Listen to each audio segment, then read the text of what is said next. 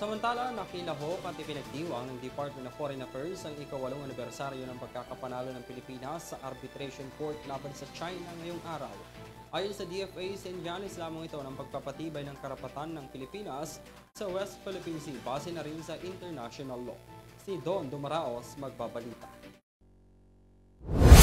Nagdaos ang Department of Foreign Affairs o DFA ng paggunita sa anibersaryo ng pagkapanalo ng Pilipinas sa Arbitration Court laban sa China.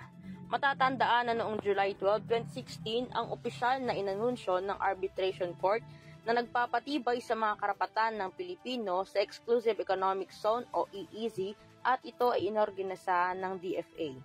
Ayon naman sa DFA, ang parangal ay isang pagpapatibay ng United Nations Convention on the Law of the Sea o UNCLOS na nagpoprotekta sa mga karapatan ng Pilipinas.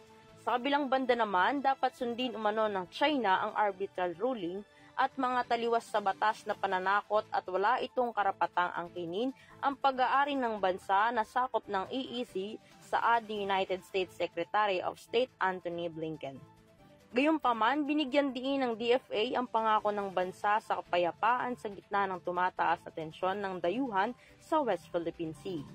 Para sa EuroTV News, ako si Don Dumaraos, sumasaludo sa bawat Pilipino.